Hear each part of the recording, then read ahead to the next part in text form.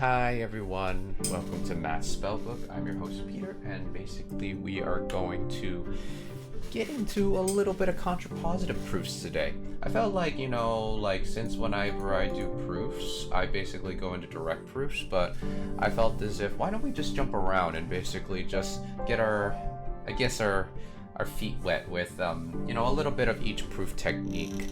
As much as we can so we can better understand stuff. So I think for contrapositive proofs, I've seen them, but I have not really delved deep into the weeds on actually how to actually engage with them. So hopefully you guys are having a good Tuesday today. You made it past Monday, so now you're on Tuesday. So, congratulations to you guys.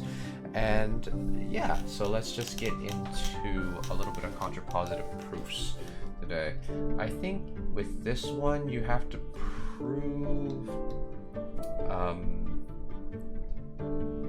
let's see. Let's read about it before I just actually ramble on, because I think I know, but at the same time, I feel as if I have to better solidify the knowledge. Let's see. Now we examine an alternative to direct proof called contrapositive proof. Like direct proof, the technique of contrapositive proof is used to prove the conditional statement form if P then Q. Although it is possible to use direct proof exclusively, there are occasions where contrapositive is much easier. Let's see. Because I think it's like if it's not P, then not Q. I think that's what it is. Let's see here.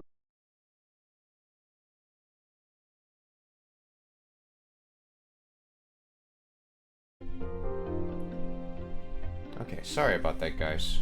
I just noticed that we lost connection for a brief second or two. Again, my internet's not the best, so many apologies about that. So, where were we? Oh yeah.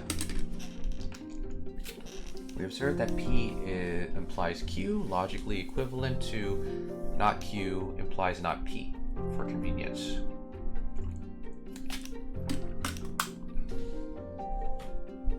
Okay, so they're giving us a truth table here. So this implies that that is true.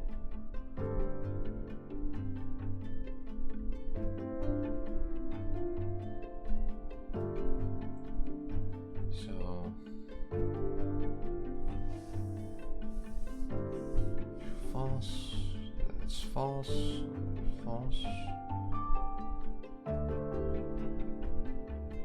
Now, according to the table statements, P implies Q and not Q implies not P are different ways of expressing the same thing. The expression not Q implies not P is called contrapositive form of P implies Q. Do not confuse the two words contrapositive and converse. Recall that in section 2.4, that converse of P implies Q is the statement that Q implies P, which is not logically equivalent to P implies Q. Right. Oh, okay, so they're giving us a little bit of a structure here. So, if P, then Q. Proof, suppose not Q, therefore not P. Okay, so that's a little bit of a... Oh, so let's see here. Let's see if we can try this on our own. Let's see... Okay, we're on the pen function. Hopefully you guys can see that. Suppose... X is an element of the integers if 7x plus 9 is even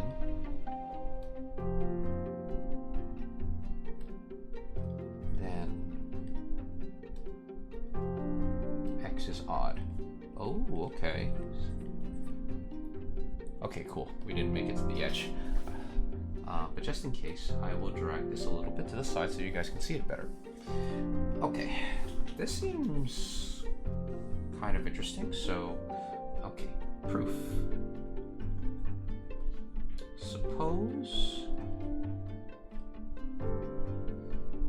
Suppose x is even.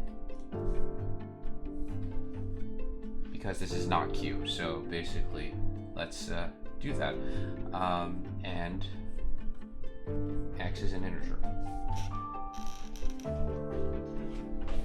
So if x is even, then x is equivalent to basically saying that x is equal to 2 of n, where n is an integer.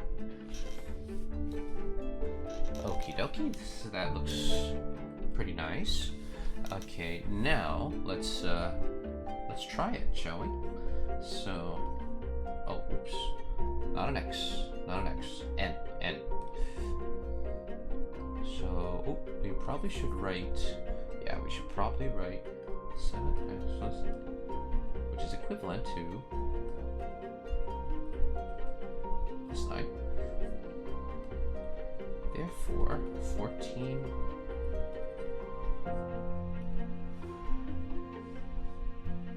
now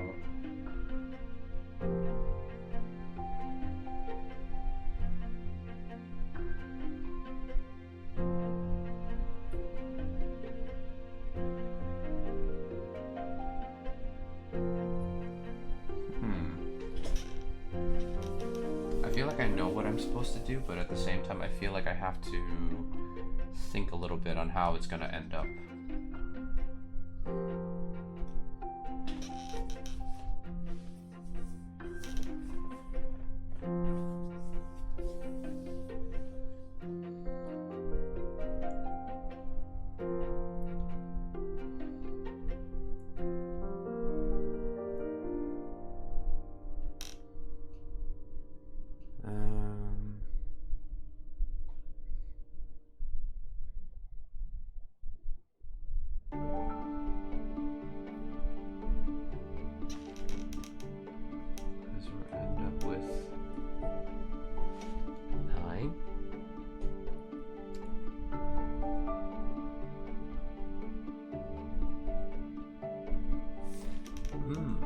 I think I have an idea.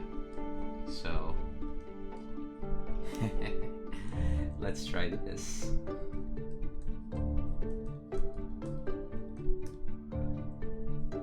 Where we'll just put k, where k is equal to 7, and k is an element of the integers. So we proved that basically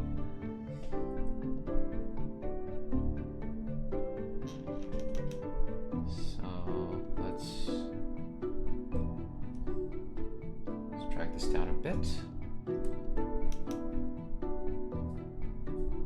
Okay, therefore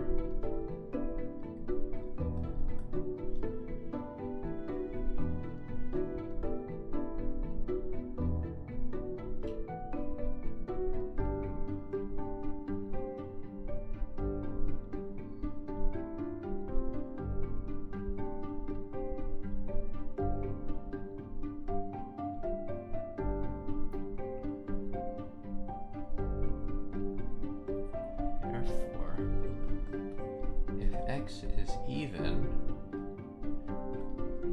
7x plus 9 is not even. Thus,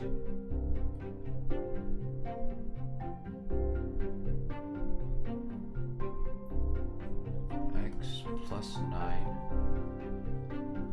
is odd.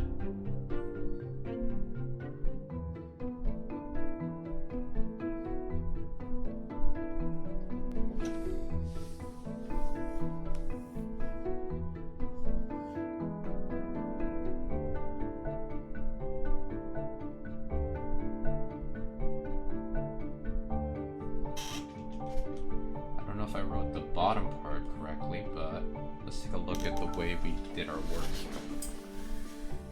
Okay, so the thing we have to prove is suppose that e is an integer. I probably should have wrote it the way they wrote it up here to make it more...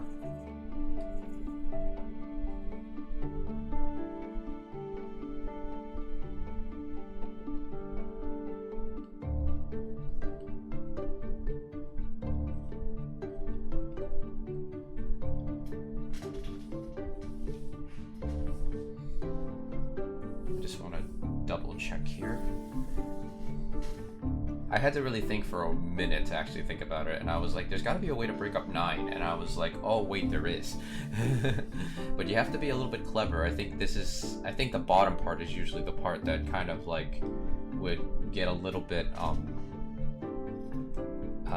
hairy if you don't try to be clever a little bit.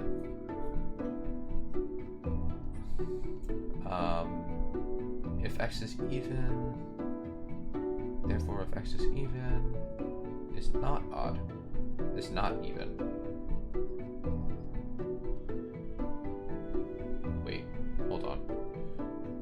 So what were you trying to prove?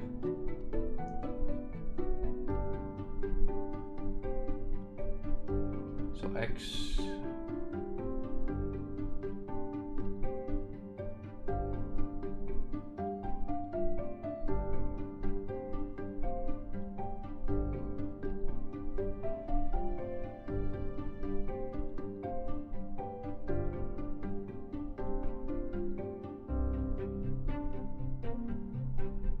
Oh wait, I think we were missing some parts in the statement below. So let's see. So we proved that basically if x is even,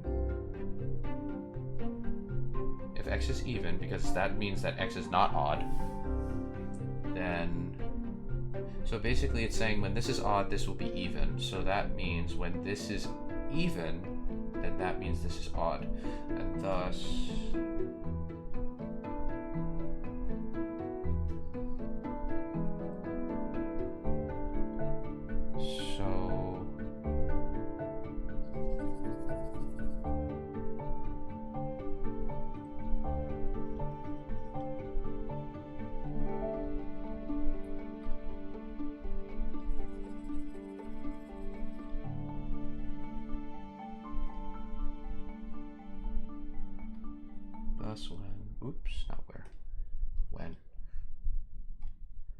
Thus when x is odd,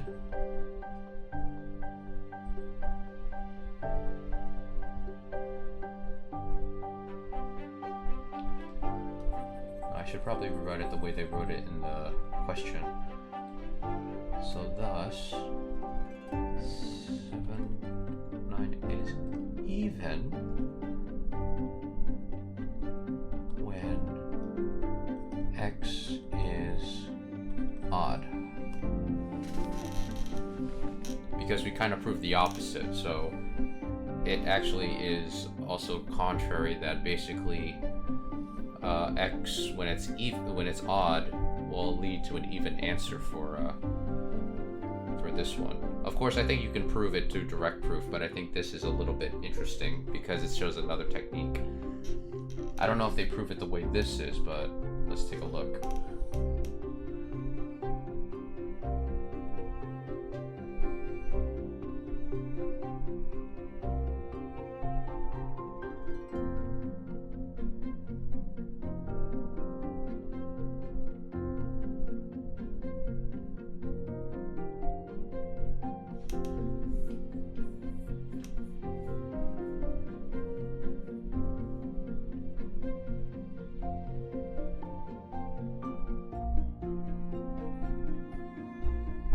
Oh, this is direct proof. I was like, why does this look so different? So this is contrapositive, so this is even. Yeah, this is what we did. Oh, therefore is not even. So I guess we overwrote this. This is even when this is odd. I mean, we just wrote more words, but I think maybe we don't even need all that, so yeah, we probably didn't even need all this. So basically we just have to say that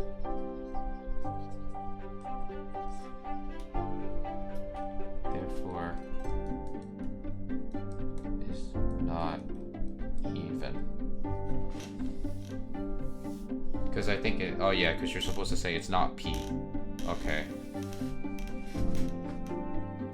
Let's see, what did they do for direct proof here?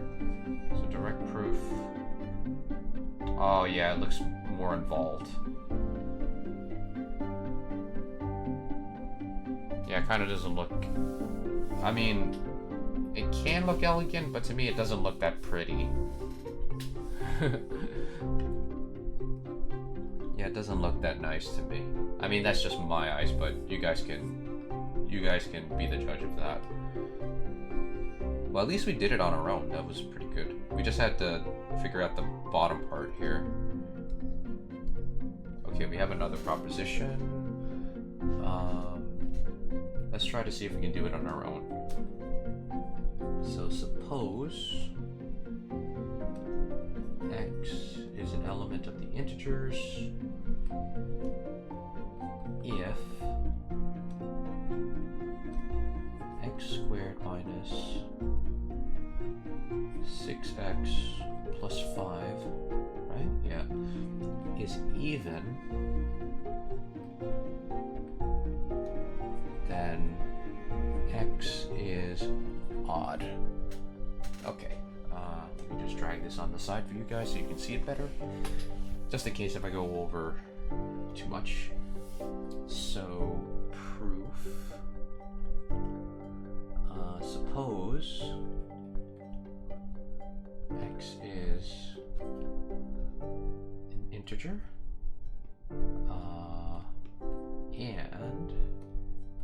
and x is even. Okay.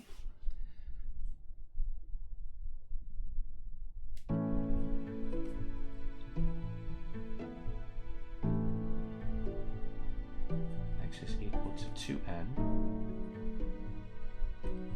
which n is an integer. So, in light of that, we are given, oops, I probably should write our original function. Got a little too happy there, so then 2n squared minus 6, then plus 5, then that leads us to 4n times 12n plus 5. So this one says that if this is even, then x is odd. So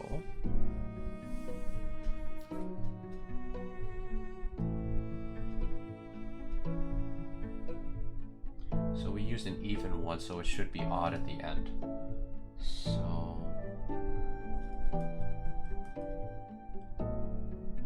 oops, not a plus. 12n plus, and we'll do 4 plus 1. Let's try that. And then we'll divide 2. Yeah, we'll do that. So 2 times n squared, 6n plus 2n. Thus 2k plus 1, which k is an integer and it's equal to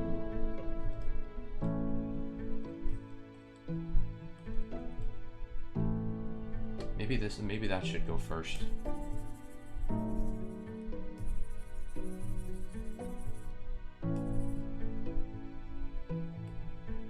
So k is equal to plus 2, which is an element of the integers.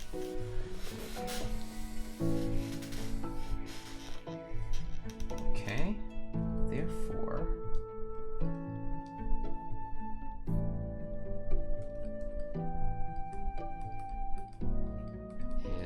not even.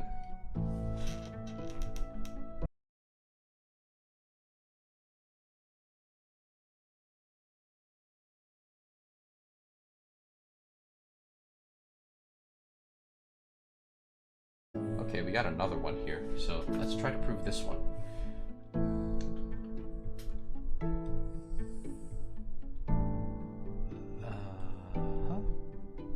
So suppose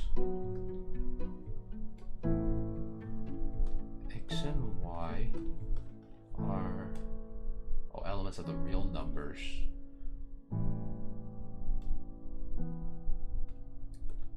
If I forgot to put the timer. Oops. I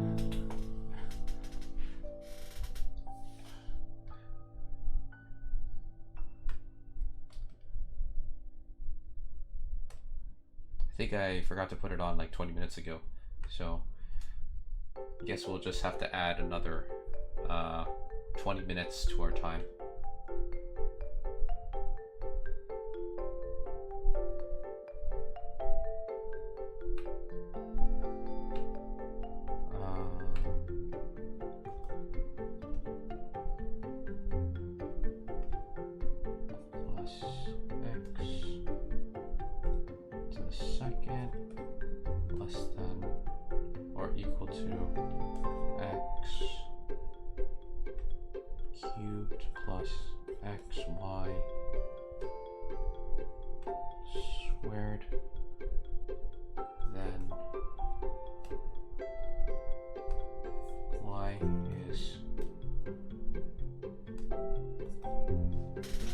That are equal to x.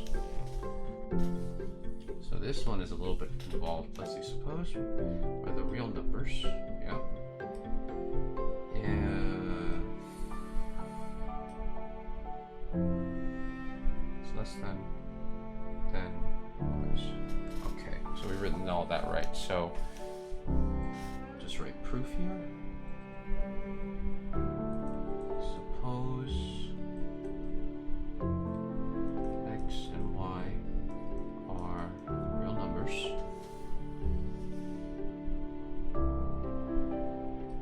And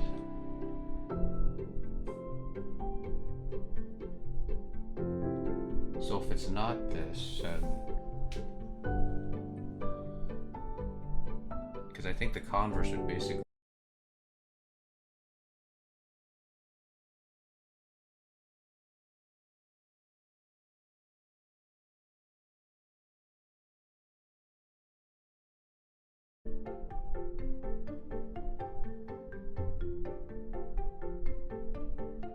Alright, back. Sorry about that, guys. Dang, I didn't realize my internet is like really not wanting to cooperate. But hopefully that was the last time it does that. I hope so.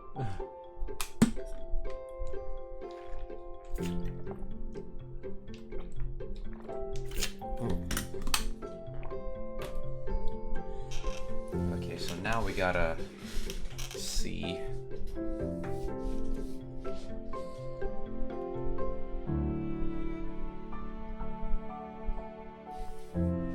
So now we gotta figure out how do we start this.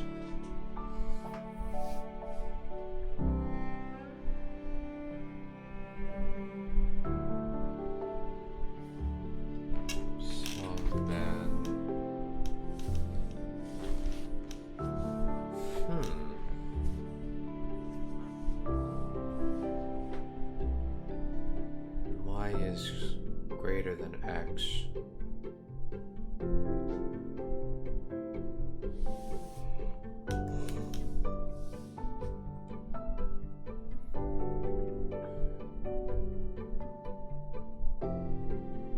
So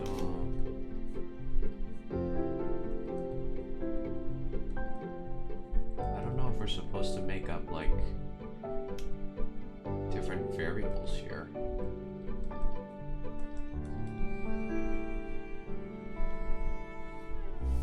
So if y is greater than x in this case, Hey Sascha, what's the best part of your day so far, my friend? Yeah, we're doing a little bit of contrapositive proofs today. Just forewarning, my internet has been fluctuating a bit, so if we did get cut off, I do apologize.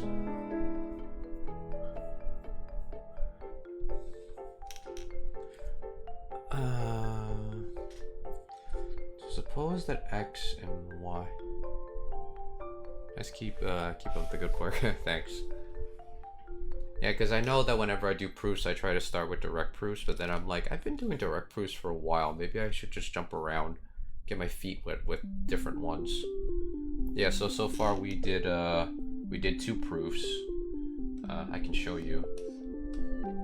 Basically, we did like, actually the proofs involving even and odd numbers, I think they're very fun to do. Yeah, we did like 2 proofs here. I think it's pretty good.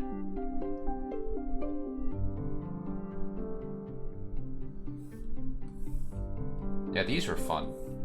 Like, it was challenging, but at the same time, it felt like it was more like a puzzle. Like a puzzle that I can solve. It didn't feel like overly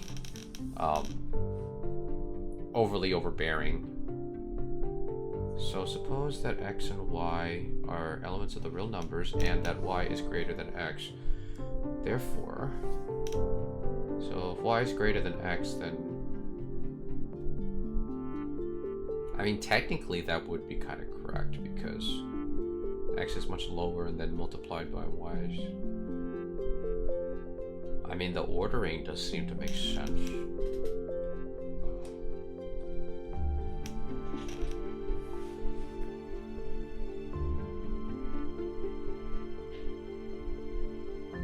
Hello, Cosmolano, Quaternians. Yeah, like, the music is math themed, yeah. Cause like, the composer that does, 321 Brown's music, like if you, with his permission, you can basically like use, this music for your videos. As long as you basically say, what YouTube channel it's for or what, like, you know, what you're planning to use it for. So